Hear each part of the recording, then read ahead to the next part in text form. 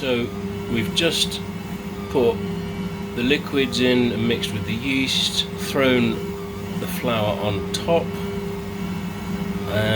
So we just incorporated, we turn it up to 3 o'clock position. We'll set the timer for 6 minutes and see what happens. We're coming up to the end of 6 minutes. You can see that we've got some stretchiness going on, a bit of gluten development is where it's sticking to the thing. But this is not a dry, smooth ball by any stretch of the imagination. We'll just let it finish.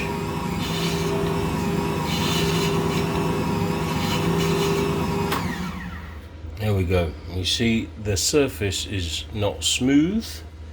Let's have a look at the extensibility. Okay, it's pretty stretchy, but let's have a look. See, it's still a bit lumpy, and it's certainly not at that point of window painting. So to my mind, that needs more mixing. Let's give it another 4 minutes and see what happens.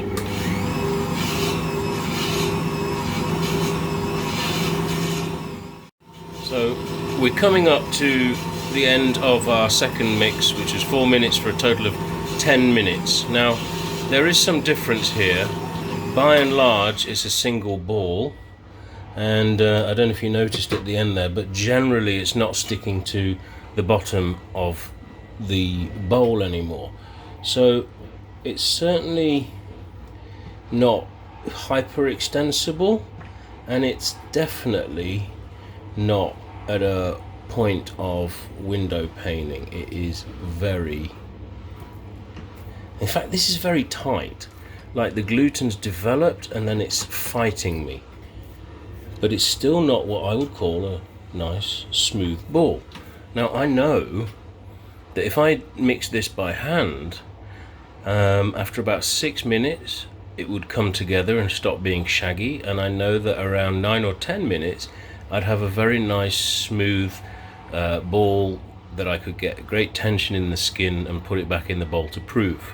So after 10 minutes in the mixer, I'm still not at that point. So a little bit confused. Let's mix for another 2 minutes and see what happens.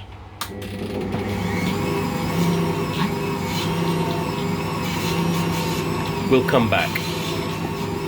It's beginning to look a bit more as I would expect. Let's see. Again, it's feeling quite tight, but definitely more as I would expect for a 65% hydration dough.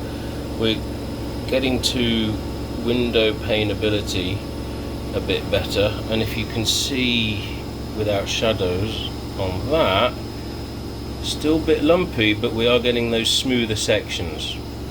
So I still feel it's under kneaded, so I'm going to give it another 4 minutes. I will check after 2, but probably won't video, and that'll take us to 18 minutes in total. Let's see, back in a bit. Okay, so we're coming up on 18 minutes. It's about to stop.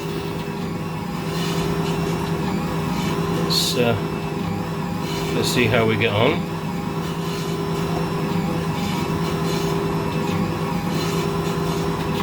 Again, we're still not seeing that smooth surface yet that I've seen on some other Ank videos. Let's see how it feels. You could see it pulling off there, so there's obviously a bit of strength. It's quite tight, but I think that we'll find, yeah, I mean that's pretty elastic now after 18 minutes. I'm gonna just see if I can use 2 hands to do a window pane and show you that. So we definitely got something going on there, but this is not what I expect of a dough that's been, I mean, it's just gone through so many weird phases, and it's very odd. I honestly feel that if I added half a tablespoon of flour, it will come together in a very nice, very smooth ball. Out of interest, I'm just going to try and hand knead it for literally 20 seconds and see what that looks like. Be right back.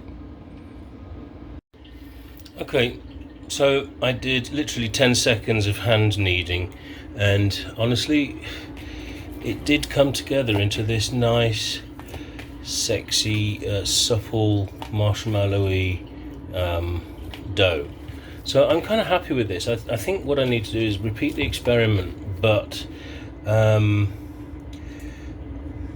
perhaps try just bringing it together by hand earlier in the process. Maybe we try that after 6 or 8 minutes. But I think this will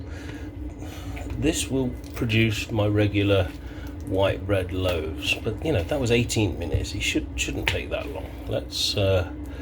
Let's see what happens. By the way, I'll just try and pull it up for demonstrate the tightness of the dough.